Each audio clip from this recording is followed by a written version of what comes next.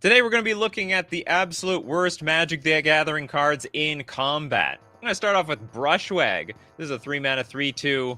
It's a Brushwag. It's literally... The creature is the same type as the name. Now, if Brushwag blocks or is blocked, it gets -2/+2 until end of turn. Maybe its defense goes up, but its attack goes down. Frankly, I guess, you know what? The random-looking scruffy cat that's cosplaying as a bush... No one's really afraid of it. It's scarier than it's less scary than it looks, I suppose. All right, moving on. Let's go with Little Deadfly with Zephyr Spirit. By the way, they were talking about any cards that if they attack or they block, they're terrible. Zephyr Spirit. The Spirit of Zephyr. The classic 6-mana 0/6. Now, I'm going to disqualify most 0-power creatures because that's against the spirit of the show. However, this one is an exception because when it's blocked, you have to return it to its owner's hand. So it goes straight back to your hand. That was a great use of a whole 6 mana. You know, most walls, I'd prefer to just spend 2 mana on it and then it just dies and we just move on with our lives, I suppose. And then we got Elixir, Norin the Weary from Elixir. 1 mana 2/1. You know what? You're not wrong. Whenever a player plays a spell on or a creature attacks, remove Norin the Weary from the game. So including itself. Whenever a player plays a spell or a creature attacks. So if Norin the Weary attacks itself, it's like, you know what? Screw it. I'm going to get out of here because you have to remove it from the game. Then return it to play under its owner's control at end of turn. That is so funny. I totally forgot that it can exile itself at the same time. You know what? I'm having second thoughts about all this. This is a bad idea. Polrog with Slow Zombie. This is not an uncard, is it? Okay, Benedict. Karn has horrible... Karn... Which Karn? Oh, wait a minute. The OG Karn? There's too many Karns these days.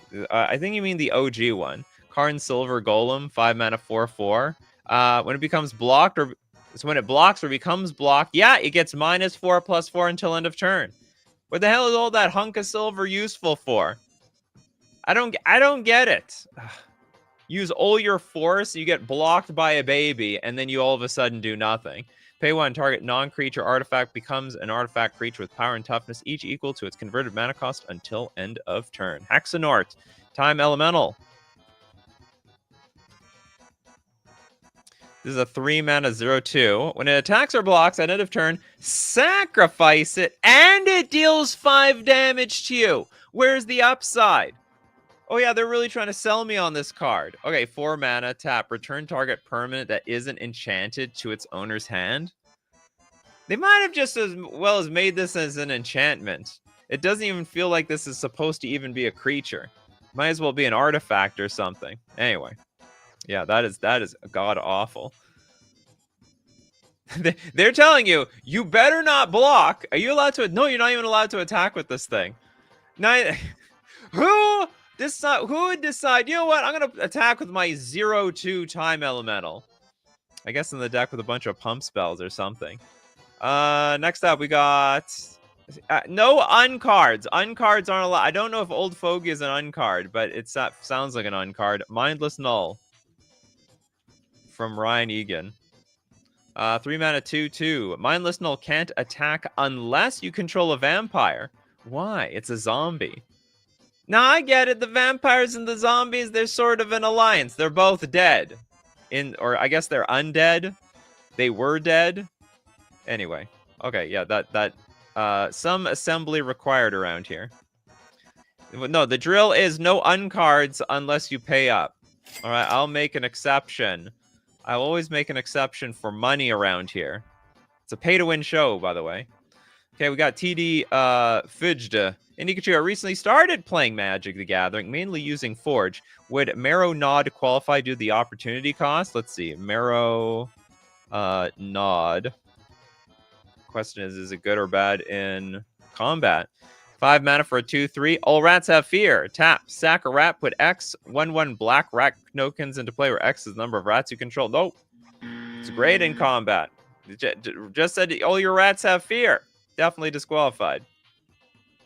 Moving on to Meme Bruli. We got Yedwen Afreet. 3 mana for a 3/6. Whenever you're attacked, we get to flip a coin. Now, if you lose the flip, Yedwen Afreet can't block this turn. 50-50. We're gonna leave it to the coin. Two-Face is gonna say whether we allowed to block or we're not allowed to block.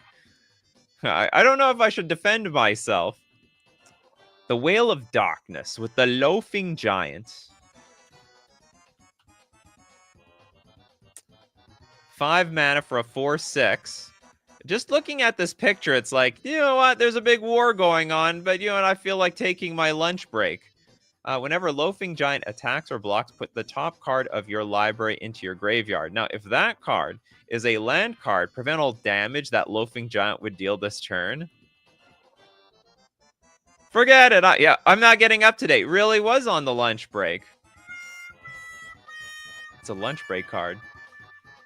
Alabaster Leech, definitely. I don't know. I don't think that's going to qualify. That's just a taxing card, right? It has nothing to do with combat whatsoever. Benjamin Berkeley with Magnagoth Treefolk. Ooh, we got a 5 mana 2/6. Now, for each basic land type, among lands you control, Magnagoth Treefolk has land walk of that type. That's terrible. No, that's helping it, right? For each basic land type among lands you control, it's unblockable. That's a good thing. We want the opposite. We want, like, for each basic land type, you can't even attack the player at all.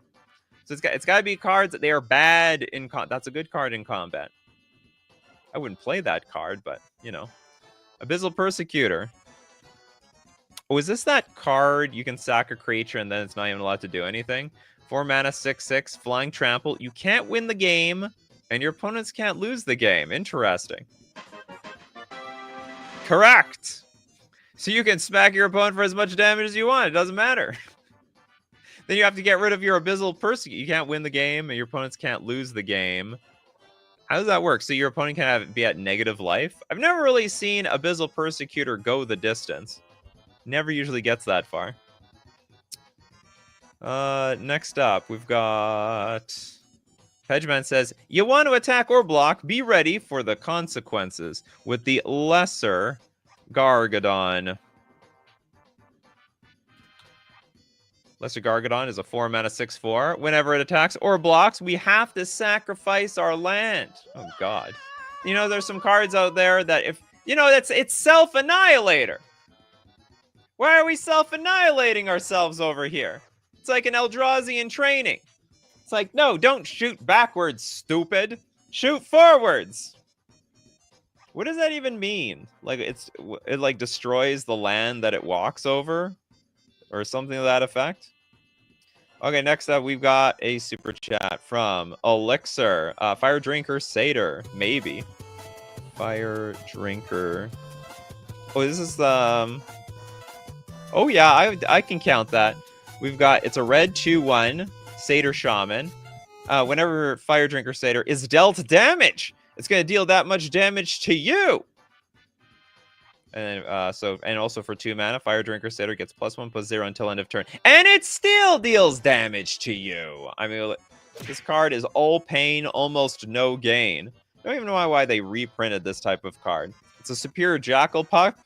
But just, it still has the same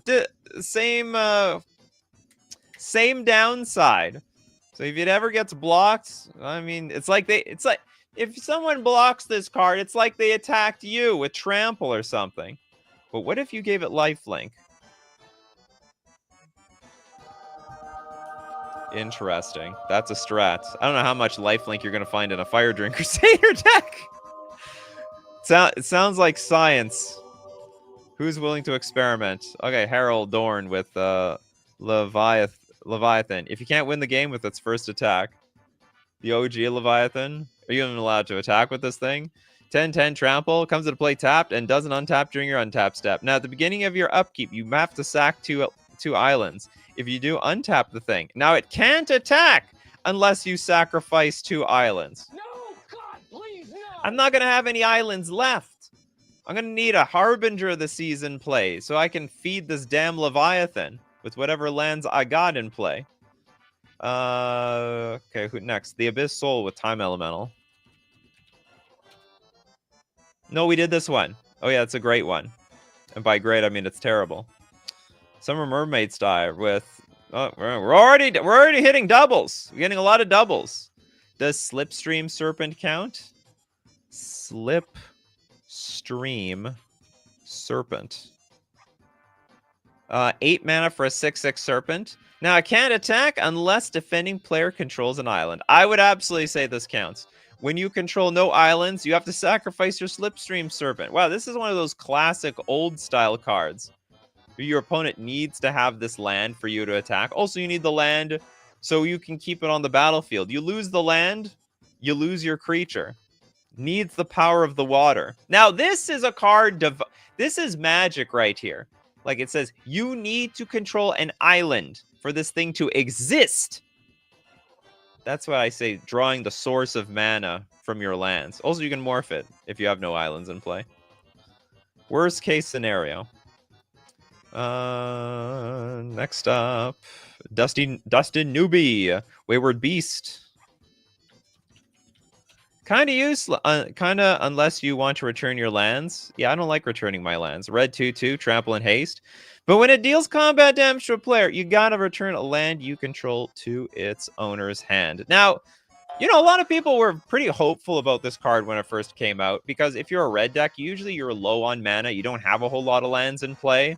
So the deal would be that you might have 2 lands. You have no more land in your hand. So you bolt your opponent, attack with your Wayward Beast, deal the damage, bounce that land back to your hand, replay the land for the turn. It's almost like you played a 3rd land, or you had 3 mana in play all along. Elixir, did you, like, snipe yourself or something? I feel like that Fire Drain Crusader got in early. Okay, we're going to donate this one. Let's give it to KenCon. Ignoble Soldier. Has this been mentioned yet? The show just started. 3 mana, 3/1 Soldier. Coming to swipe somebody. Whenever Ignoble Soldier becomes blocked, prevent all combat damage that be dealt by it this turn. What, like everyone has a shield? Cowardice is a term invented by those with no cunning. That's why this is Masks block quality right there. Welcome to Mercadian Masks. If you block any of our creatures, they will do nothing. They are pathetic. They were born to deal no damage. This person literally has a weapon. Anyway, that's the flavor, I suppose. Everyone's got a shield. A Pokemon shield. Next up, we got Dem with Akron Legionnaire. What, this card? 8 mana. 8/4. Except for creatures named Akron Legionnaire and artifact creatures, creatures you control can't attack. But the creature itself technically can attack. I mean, it's I'll give you partial credit. It's screwing the rest of your board over. But the Akron Legionnaire itself is allowed to attack, right? Except for creatures named Akron Legionnaire and the artifact creatures. Basically, for a white artifact deck. Don't play anything else. Ryan with the Elvish Path Cutter. We got a 4 mana 1/2. It's an elf. Pay 3. Target elf gains Forest Walk until end of turn. It's great in combat. How? This is the second time someone mentions a Landwalk card and says it's bad. This is great in like you gain Forest Walk. It's going to be good versus the decks with forests, in my opinion. John, we've got the Tide of War.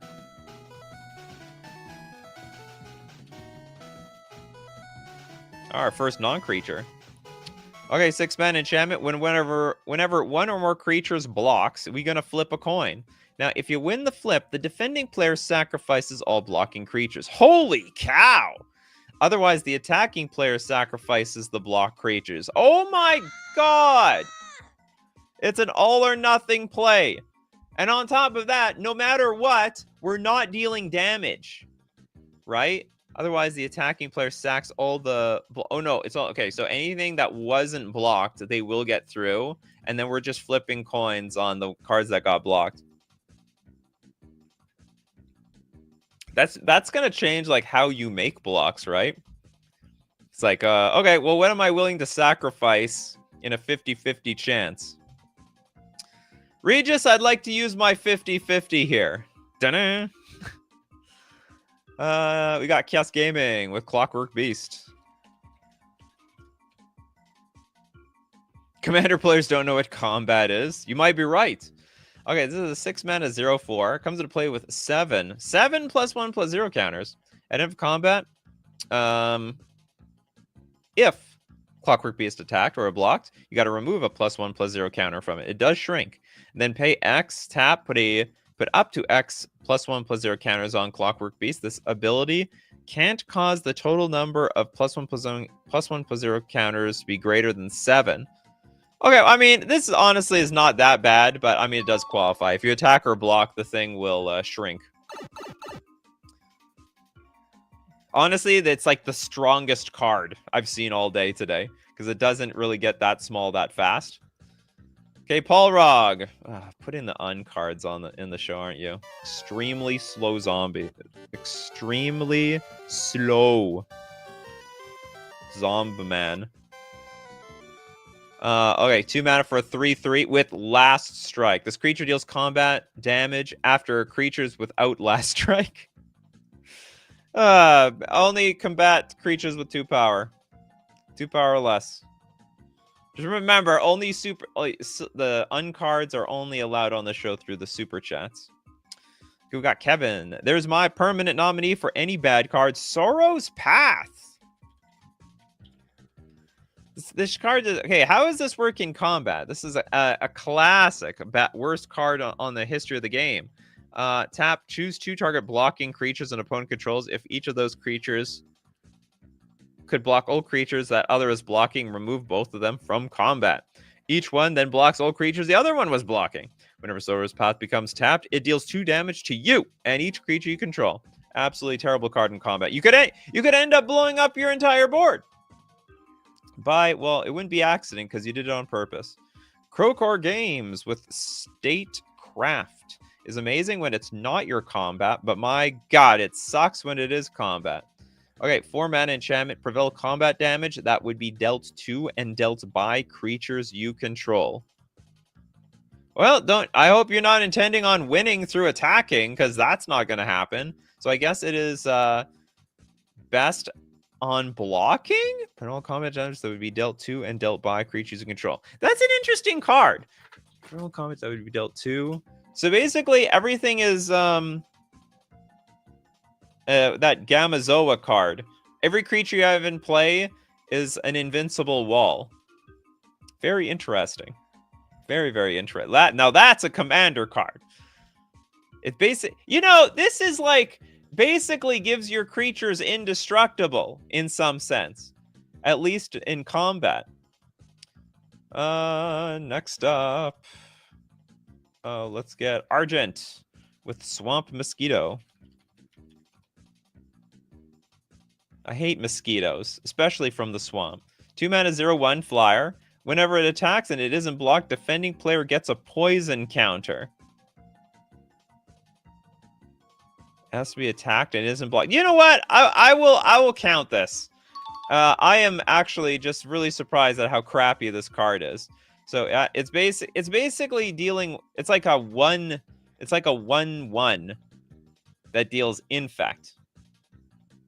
That's all it is. But instead it's a poison counter. But it's a very, very easy thing to block.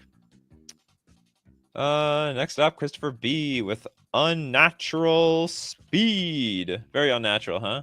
Red instant arcane. Target creature gains haste until end of turn. That's great in combat.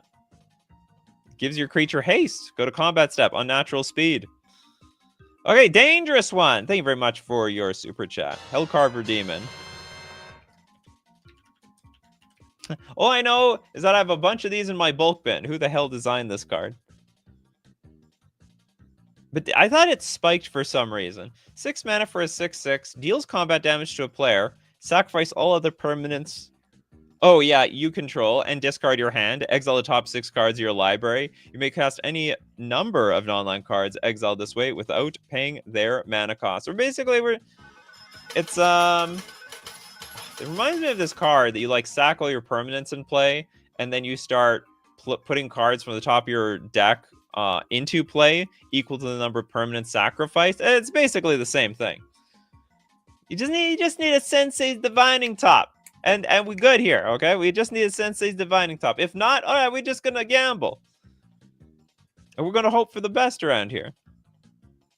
A Blackbird with braids. Arisen Nightmare. This is a 3 mana 3/3 Nightmare. At the beginning of your end step, you may sack an artifact, a creature, an enchantment, land, or planeswalker. Now, if you do, each opponent may sacrifice a permanent that shares a card type with it. For each opponent who doesn't, that player loses 2 life, and you draw a card.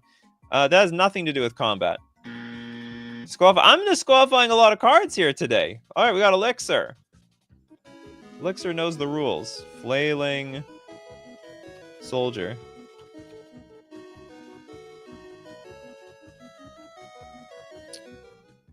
Beginning of your end step. Yeah, this had nothing to do with combat at all. Okay, Flailing Soldier. It's a red 2/2. Now we got an ability number 1. Flailing Soldier, you get +1/+1 until end of turn. Any player may play this ability. Oh god. That's an interesting political card. And then the second ability is pay 1. Flailing Soldier gets -1/-1 until end of turn. Any player may play this ability. It's basically a war of mana. Who has more mana than anybody else? End of turn. I mean, like, is this really going to survive at the end of everyone's turn? Like before it's their turn, they can just sink all their mana to kill this damn thing. Kenka's like, I told you, Nikachu, commander players don't know what combat means. You might be onto something. You might be onto something here. Okay, Christopher B got one completely disqualified. So Spinal Paradise. Sorry, Parasite, actually.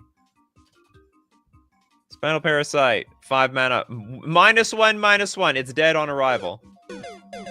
Oh, but it does have Sunburst. It comes into play with a +1/+1 counter on it for each color of mana used to pay its cost. So we need at least 2.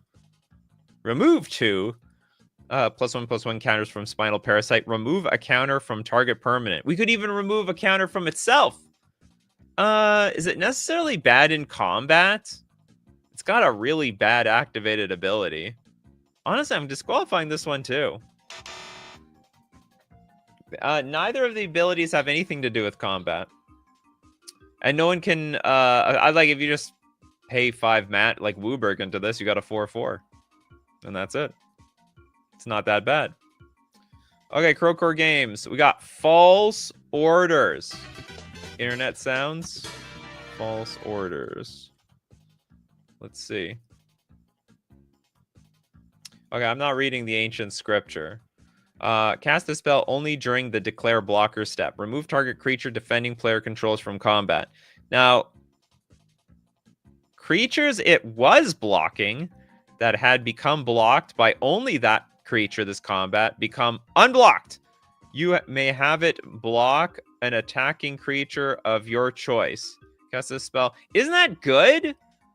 It's like take the blocker and make it block something else. Remove target creature defending player controls from combat. That's against the meaning of the show. This is a card good in combat. It's a combat trick. I mean, no one would play this card, but it's supposed to help you in combat, right? Am I the only person confused what this did? Like, doesn't this just remove... Okay, you attack. They block. False Orders. Okay, that's not blocking anymore. It's blocking this other creature, and then my creature deals damage. It's almost like I gave my own creature trample, and then switched the blocker around. Like, that's how I understand. Don't read the card. Don't read the ancient scripture. I'm sure it's very, very confusing. You got to read the Oracle text. It's the only way. That's the only way it's going to work. Some mermaid star. Gore. Moldrak. Is it Gore? It is. Tokens are bad. Blockers, attackers. When coming my way, I have protection from Salamander. Those fools. Okay, 3 mana for a 3/2 human scout. You and permanents you control have pro salamanders. Now, at the beginning of your end step, each player who controls the fewest creatures creates a 4/3 blue salamander warrior creature token. This has nothing to do with combat at all. Absolutely, it had nothing to do with combat. Oh, I see. And you know what? Maybe...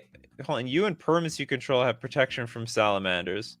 No, but we're giving them salamanders. So it's actually good in combat. Yeah, we did the Zephyr Spirit. Today's show is hard for why is it so hard? Okay, Evil Eye of Orms by Gore.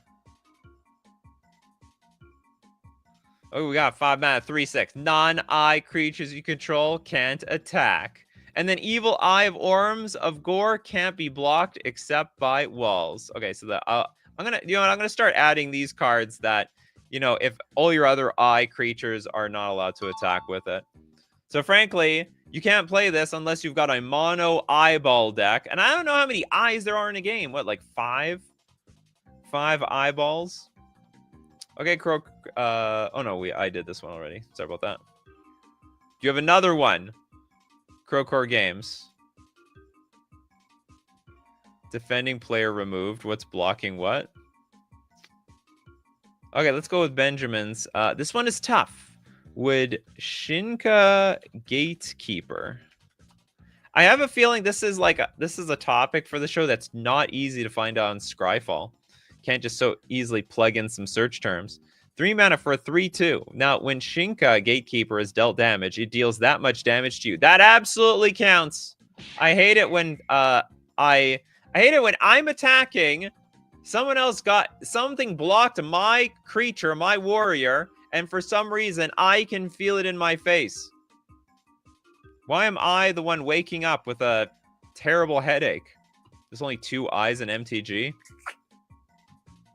That Evil Eye of Orms by Gore needs a lot of support. Needs a lot of support. The Evil Eyeball. Steve Cooper, Arkham's Slay. 1 mana artifact, pay 2, tap. Attacking this turn does not cause target creature to tap. You cannot use this ability if defending player controls no snow-covered lands. It gives vigilance. What's wrong with that? It's crappy. I guess... Okay, we need another show for, like, the most pathetic cards in combat. This one is... I think this is a bonus, right? It's just not very useful if the opponent doesn't control a snow-covered land. And you know what? Okay, maybe I can count this. Who's playing with snow-covered lands these days? No one likes playing with those arts. There's not that many. Hyper-specific. Your opponent needs snow lands.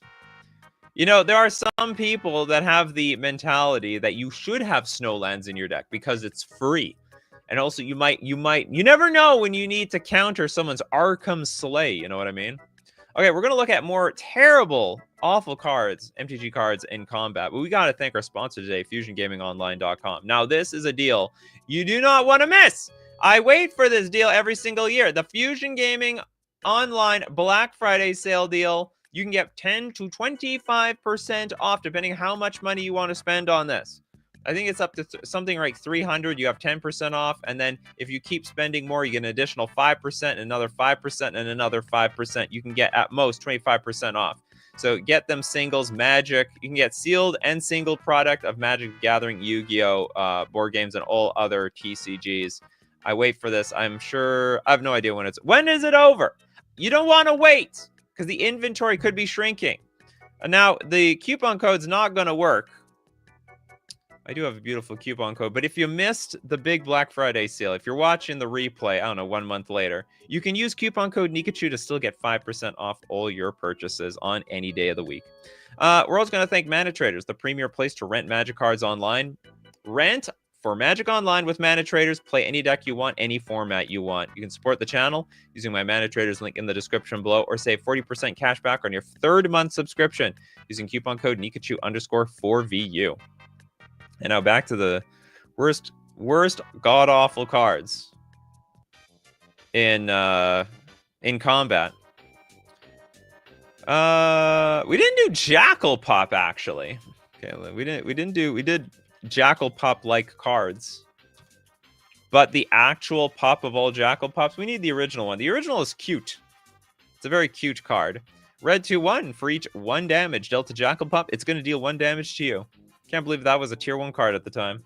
I can't believe this thing's like 20, what is it, 8, somewhere between 8. It's on the list.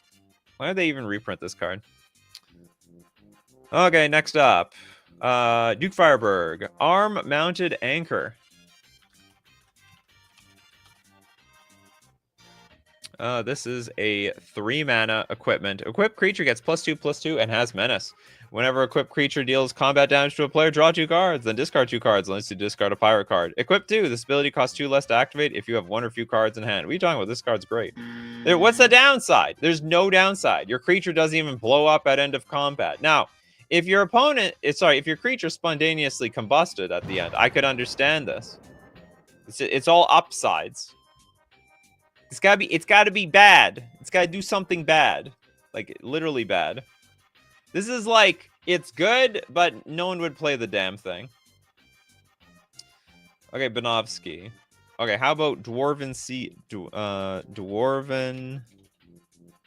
Sea Clan? I didn't know the dwarves were on sea. 3-mana 1/1.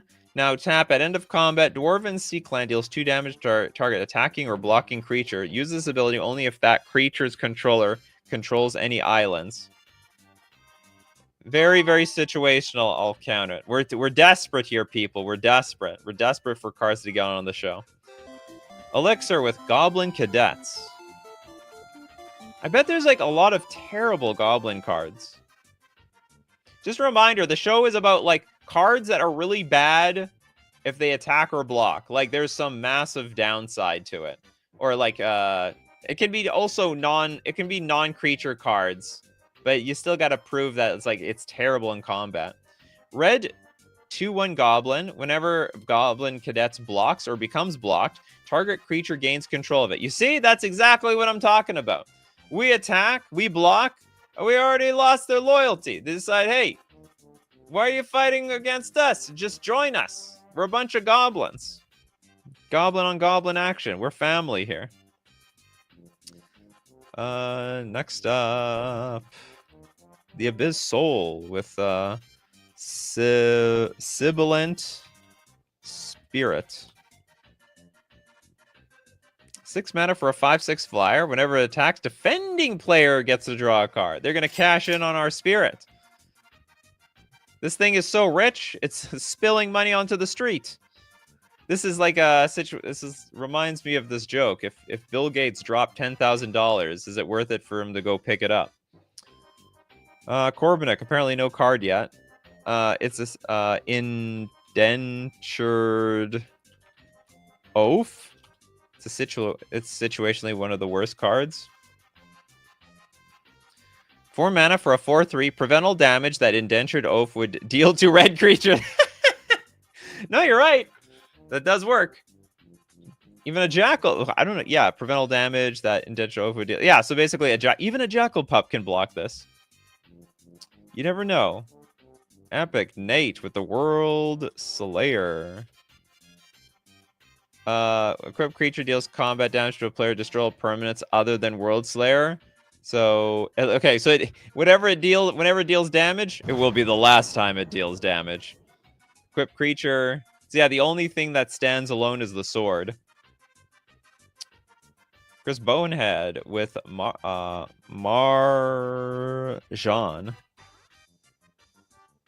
7 mana 8/8 Leviathan, big fishy. Doesn't untap during your untap step. Can't attack unless defending player controls an island. And when you control no islands, you have to sacrifice it. Pay double blue, sack a creature, untap the Marjan. Play this ability only during your upkeep. And also double blue. Marjan gets -1/-0 until end of turn. It deals 1 damage to target attacking creature without flying. You either you sack your islands or you do not get to attack with this damn thing. Pixels, Tidal, Flats. Blue enchantment, double blue. All your creatures that are blocking any non-flying creatures gain first strike until end of turn. The attacking player may pay 1 for each attacking creature to prevent Tidal Flats from giving that creature's blockers first strike.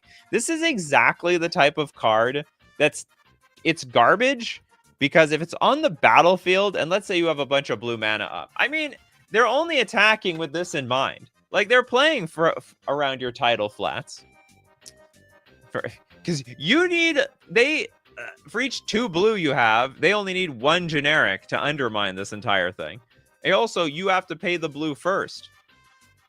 Oh, no, sorry. All your creatures for double blue. Okay, that's not too bad.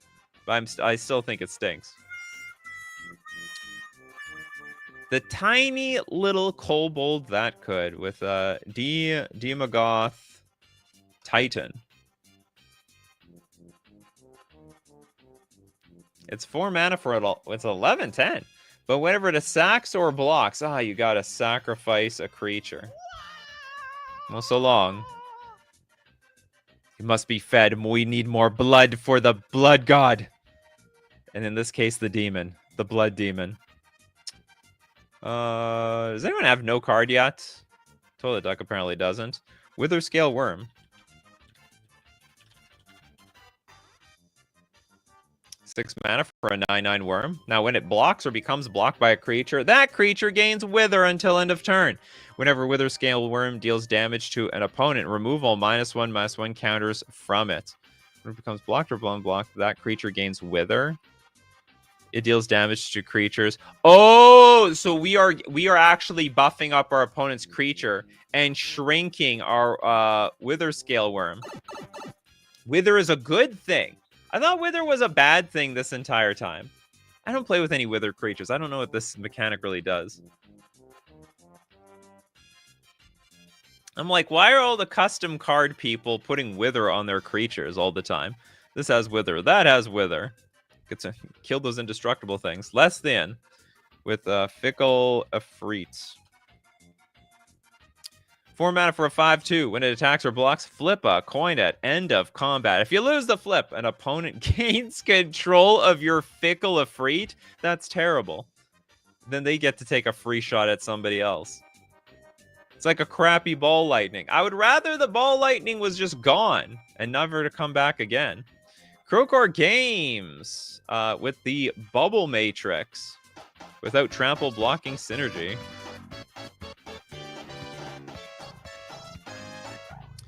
Four mana. All damage dealt to creatures is reduced to 0. Well, I have a feeling. Well, if you play this plus creatures in the same deck, I mean that was your fault. That was bad synergy. What else do we have here? Damn, with Shield Bearer.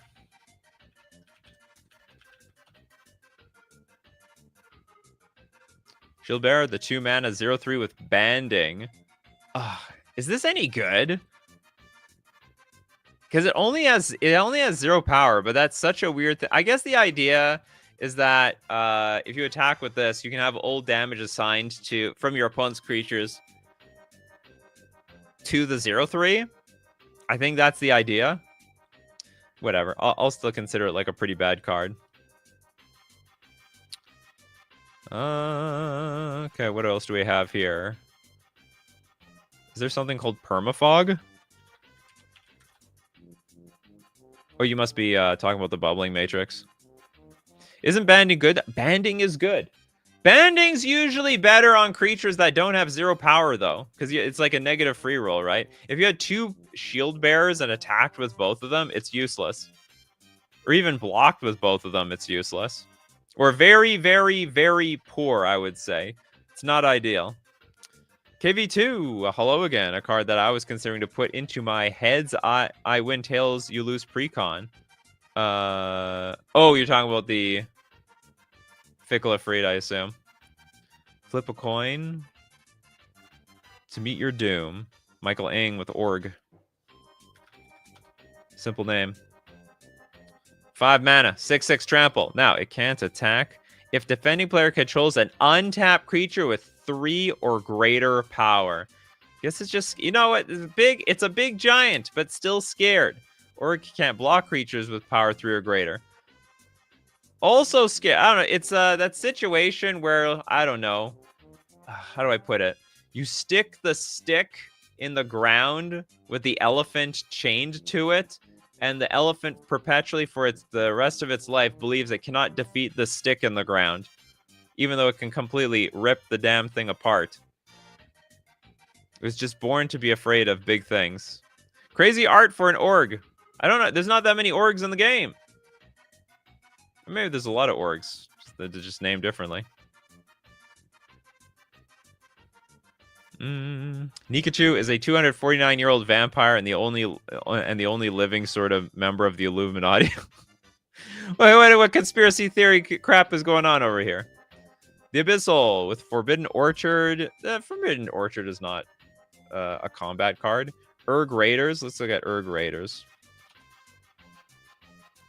2 mana, 2/3 human warrior. At the beginning of your end step, if Urg Raiders didn't attack this turn, Urg Raiders deals 2 damage to you unless it came under your control this turn.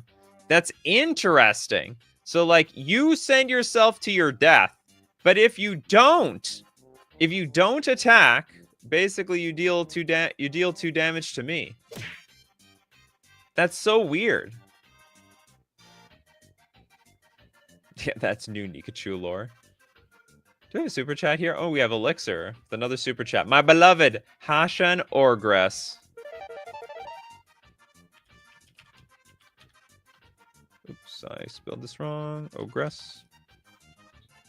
Oops, I spelled it wrong again. Hashan Og. Hassan? I don't know what this is. I'm going to look up Ogress, I guess. Ogress. Is there something with an H? Oh, Hasran. Hasran. Okay, black for a 3/2 ogre. Whenever Hasran Ogress attacks, it deals 3 damage to you unless you pay 2. Yeah, you're gonna pay a price. You're either gonna it's what's it called? It's a Squid Game sort of a thing. You're gonna pay, or you're gonna pay with your body.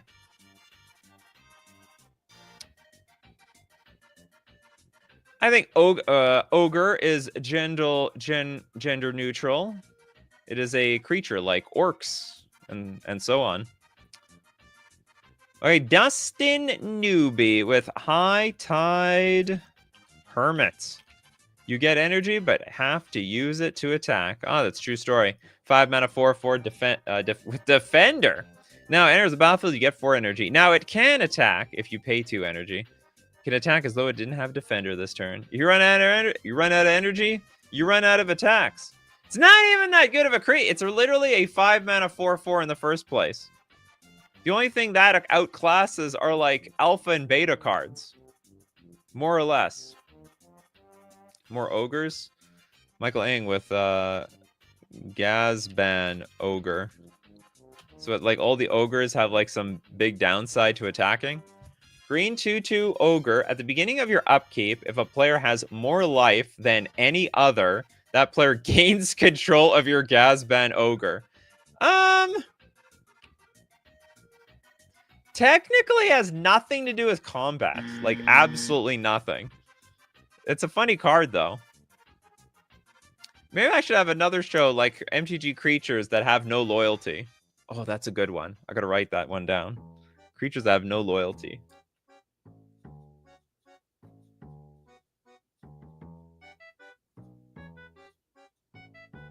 Loyalty is very important in Magic the Gathering. It can be because it can be bought. Sometimes you can be mesmerized. Sometimes you can be stolen. I think I have a king of this show. Branded Brawlers. Let's take a look at this one. Red 2/2. Can't attack if defending player controls an untapped land. It's like, don't do anything. That could be anything. Could be Lightning Bolt. Could be Fatal Push. It's too dangerous to go alone. Also, it can't block if you control an untapped land. That is awful. I would like to tap out for no reason. It was even worse back then because you would have to get hit by mana burn, right?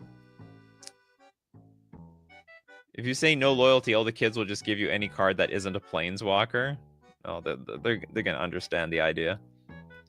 Okay, Toilet Dock with Shield Spear. Shield Sphere. 0 mana wall, defender. When it blocks, put a -0/-1 counter on it. You know what? Those shields, they wear out over time. Eventually, they crumble and break. You gotta buy a new one. That is called planned obsolescence, all right? Capitalism made that wall. Who's the wall capitalism built? Armando says if Bill Gates dropped 10K, he wouldn't pick it up, but he'd get his assistant who's paid less to pick it up. Yeah, sure. Call him. I've dropped 10 grand on the way to the 7-Eleven. Go get it for me. Everyone around Bill Gates listening to this runs back to see where he came from. What else do we have here? Yeah, 0 mana. Yeah, we're getting what we pay for, I suppose. The card I was about to mention earlier was the Dijin. We got Mijay Dijin. Did we do this one? Red 6/3. When it attacks, flip a coin. If you lose the flip, remove. Maybe we did something similar. But yeah, this one's definitely just as bad. We're gonna flip a coin, and if we lose the flip, it's not even gonna deal any damage. On top of that, it doesn't even have haste. It's like a crappy ball lightning. It's a 50-50. It's Schrodinger's ball lightning. It's either dealing 6 damage or not dealing damage at all. Okay, Christopher would be really excited about this one. Saprazen Outriggers. Ooh. I would not be surprised this whole show could be Mercadian Mask cards. 4 mana for a 5/5. When it attacks or blocks, put it on the top of its owner's library at end of combat. That's great. I just self-submerged myself. I went from the deck to the hand to the battlefield. I get in the red zone. Back to the deck you go. What else? Kiosk Gaming with Mercenaries. Mercenaries the card? That's a creature type. Okay, 4 mana. Summon Mercenaries. It is a human mercenary. It's a 3/3. Whenever Mercenaries damages a player, that player may pay 3 to prevent that damage. So it's just got paid. That's a problem. The Mercenaries, they don't have loyalty either. They come across the battlefield. Whoever pays them more is who wins here. Mercenaries, it's pay to win with them as well. Who else do we... Okay, who has no 2 cards yet? Phyrexian Negator when blocked. Absolutely! Holy crap, this card. I love the art, though, on your OG. I thought this was, like, the cool... I didn't even like the art back then.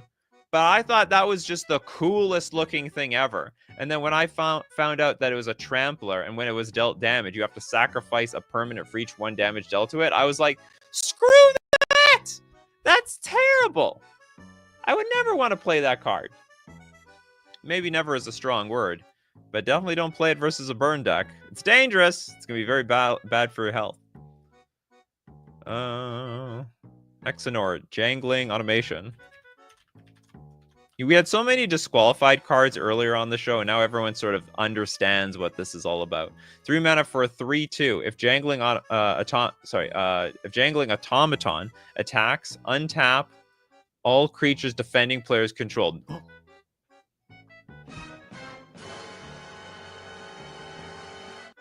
It's not even a very big creature. It's a 3/2 for 3.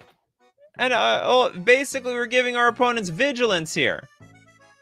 It's a very big surprise.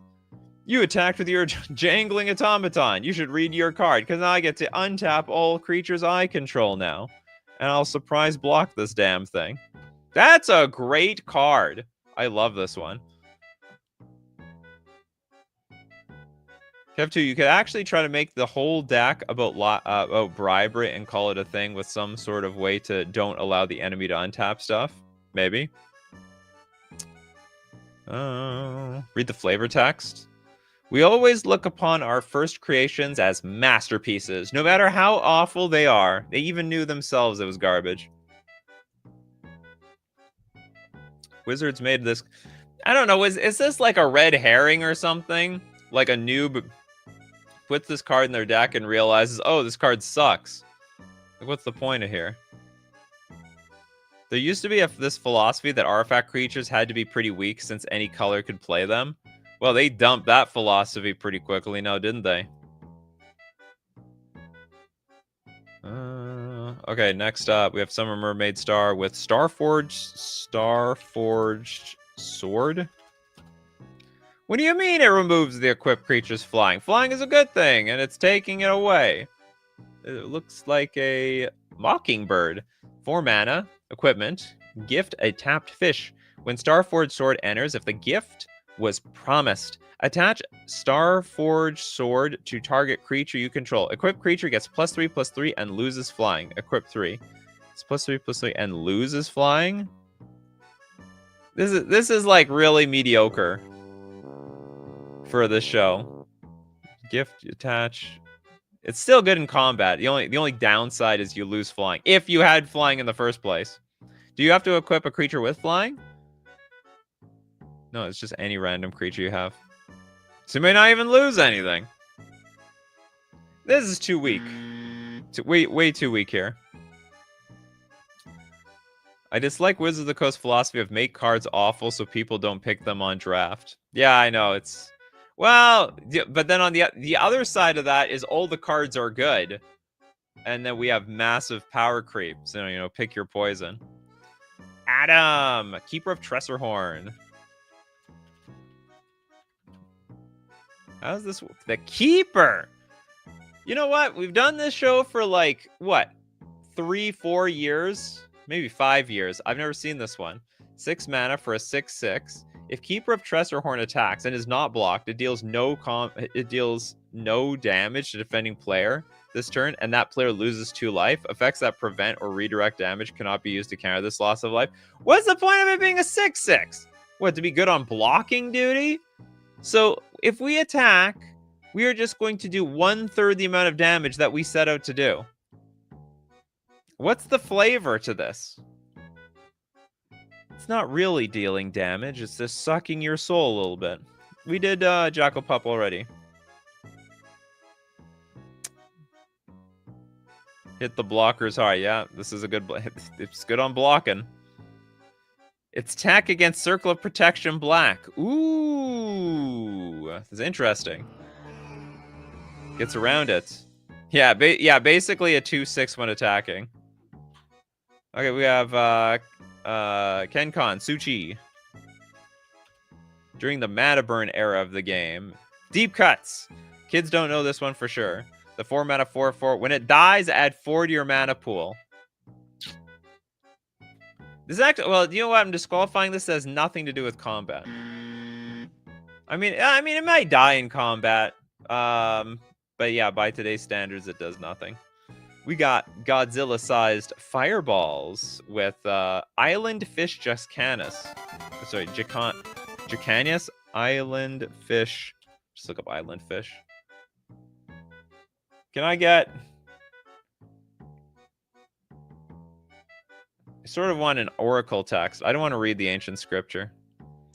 Island Fish Juscanus doesn't untap during your untap step. Now, at the beginning of your upkeep, you may pay 3 blue if you do untap your Island Fish Juscanus. And then Island Fish Juscanius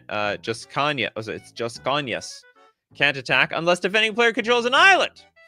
So when you control no islands, you also have to sacrifice Island Fish Juscanius. Loves islands.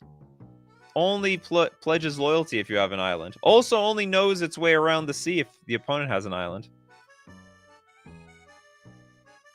Benjamin Berkeley with Keldon Battlewagon.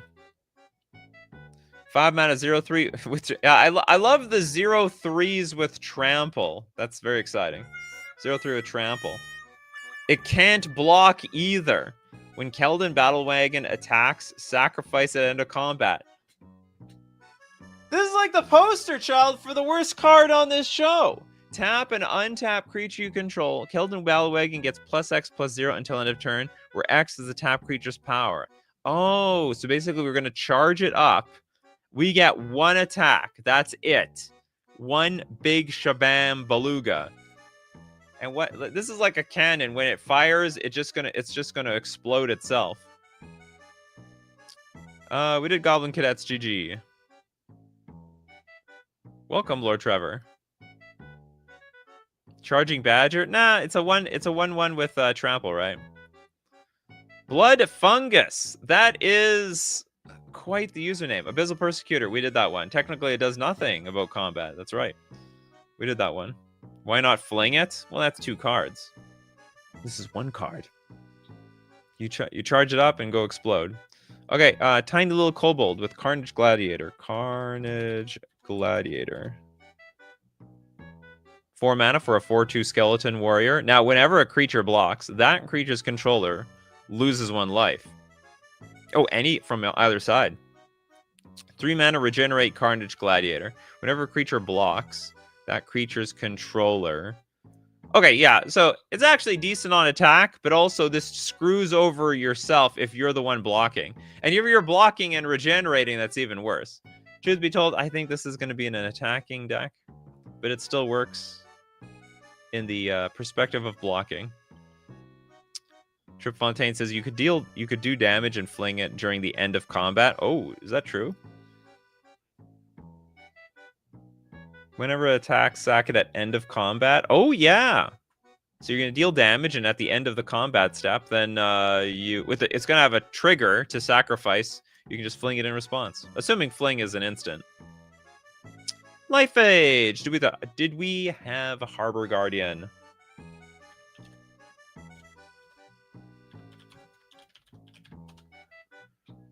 We do now. It is a 4 mana 3/4. It can block creatures with flying. Well, that's a good thing. When it attacks, defending player gets to cash in and draw a card. It's valid for the opponent. This is the opposite of Svaelun. This is actually the total you know, Svaelun of Sea and Sky, you draw a card upon attacking, but it doesn't have reach for some reason, even though it's a sky god. And this one, for some reason, has reach. Or like, you know, reach. Oh no, it does have reach. They actually give it they errated it to reach. And then when it attacks, the opponent draws a card. It's like the polar opposites. Croker Games, looking for that second card with Flowering Lumber Knot. 4 mana for a 5/5 Tree Folk. Can't attack or block unless it's paired with a creature with Soulbound. Damn. That's almost depressing. If it doesn't have its soulmate. Poor Flowering Lumber Knot.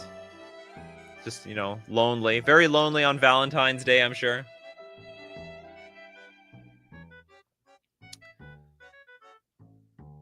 Is this a card? OKK. It is. 2 mana 4/4. Can't attack unless a creature with greater power also attacks. Oh, that sucks. You're going to be waiting a while. Can't block unless a creature with greater power also blocks. Well, we're not going to be blocking. I could see this working back in the day. Turn 2, Awk. Turn 3, Ball Lightning. You'd be able to attack because you're attacking with a 6-power creature. Awk is basically a fixed org. Is that what an Awk is? Well, it'd be Goblin. Oh, Algot doesn't even have a card yet. A Crone Horse. I was about asking if this is the Trojan Horse. 4 mana, 0/4, Defender. When it enters the battlefield, the opponent gains control of it. Now, at the beginning of your upkeep, each opponent creates a 1/1 white soldier creature token. It has nothing to do with combat. It has to have a little something to do with combat. Nothing. Nothing to do with combat. Balrog. Patchwork gnomes. 3 mana for a 2/1 gnome. Discard a card, regenerate patchwork gnomes. Also has nothing to do with combat. It's gotta be something bad with, you know, this is the Auk, it's bad in combat because you're not even allowed to attack unless you have something bigger in play. We've gone full circle from people understanding the show to not understanding the show to understanding the show to now not understanding the show. Full circle. Yeah, we did org. Damn. With Kino's Cavalry. Or Cavalry? No, it's Cavalry. 4 mana for a 1/1. It's got Bushido. It's got Bushido 1. So when it blocks or becomes blocked, it gets +1/+1 until end of turn. Tap Takino's Cavalry deals 1 damage to target attacking or blocking spirit. It's a weak ability, but there's nothing wrong with this card. In fact, it's got Bushido 1. It's even better in combat than usual. Goblin Firebug. By Kencon. 2 mana, 2/2 Goblin. When it leaves play, sack a land. Also has nothing to do with combat. Not combat specific enough. Let's get Chris Bonehead on this show. Impulsive Maneuvers. Oh, we did this one. It's a great card. Yeah, next time you deal combat damage, deals... Oh, no, did we? Maybe we didn't do this one. Okay, Impulsive Maneuvers, 4 mana. Whenever a creature attacks, we're going to flip a coin. Because we did a few flip a coin red enchantments. Okay, if you win the flip, the next time that that creature would deal combat damage this turn, it deals double that damage instead. And then if you lose the flip, the next time that creature would deal combat damage this turn, we prevent the damage. It's 50-50. Whether we're going to do something useful or do something useless. The show is hard. We got a lot of, you know what? It's hard for some people. I'll tell you what, it's hard to just randomly look up these cards on Scryfall. You sort of got to know what these cards do, what they're like. But we've got a lot of great suggestions on the show today. Okay, we got Steve Cooper here with the amazing super chat. Ember Beast. I want to say we did these. Oh, no, maybe we didn't. These can't attack or block alone pets are cute. Flavor / dono to chat. Okay, we got a 3 mana, 3/4 beast. Ember Beast can't attack or block alone. Exactly. Looks like a Pokemon. When did it come from? Odyssey? That was definitely the Pokemon era. Looks less Pokemon, actually, here. When the remastered one looks more Pokemon-like. Yeah, this is too dark. Too dark. There, it's all light and fun. It's like I can get a plushie of this thing or something. For Ginkgo with the second, looking for a second card. Carrion Rats. Both have the same ability. Black 2/1. When it attacks or blocks, any player may remove a card in their graveyard from the game. If a player does, Carrion Rats deals no combat damage this turn. That works. That's right. You got to go to Bead. Okay, go to Bead. Have a good night. Just keep peddling with the occasion money changer. This is the most ridiculous name for a card, by the way. Okay, Money Changer deals 3 damage to you when summoned. Put 3 credit counters on it. Okay, I'm not even going to read this. It's probably going to make no sense. At the beginning of your upkeep, put a credit counter on Occasion Money Changer. Sack it. You gain 1 life for each credit counter on Occasion Money Changer. It has nothing to do with combat, though. Nothing.